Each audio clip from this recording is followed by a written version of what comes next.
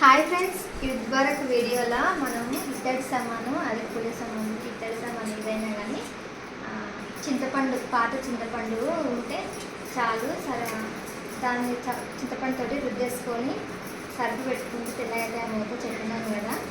నేను దాని మీదనే కాదు రాగి దాని మీద కూడా చూద్దాము ఎట్లా వస్తుందో, అదొకటే వస్తుందా ఇది కూడా వస్తుందా రాదా అని చూసిన. ఇవో చూడండి, చూస్తేనే అర్థమవుతుంది అనుకుంటా. ఇప్పుడైతే చింతపండు అయితే రుద్దేసినాం మొత్తము. అక్క చింతపండు ఎక్కడి నుంచి తేవాలో మేము చింతపండు చెప్తున్నా అని అనుకోకండి. మనం ఇయ్యాడు వాడగా మిగిలిపోయింది ఉంటే కర్రగా అయిపోతే మనం నెక్స్ట్ వాడడానికి ఇష్టపడాం కదా, ఎక్కువ మళ్ళీ కొత్తది తెచ్చుకుంటాం కదా. అది ఉంటే వేసుకోండి, మళ్ళీ దానికి ఏమి కామెంట్ పెట్టకండి సార్. అయినా బ్యాడ్గా మిగిలిపోయింది ఉంటే యూజ్ అవుతుంది. చాలామంది దగ్గర ఉంటుంది కదా, అందుకని యూజ్ అవుతుంది అని అయితే చెప్తున్నా.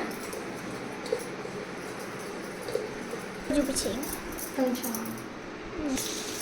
అదే ఎంత తెల్లగా అయిందో చూడండి. ఇదివరకు వీడియో చూసిన వాళ్ళకైతే ఇది ఏంటిదనేది అర్థమవుతుంది. ఓకేనా ఫ్రెండ్స్, వీడియో నచ్చితే లైక్ చేయండి, షేర్ చేయండి, కామెంట్ చేయండి. బాయ్ మరి.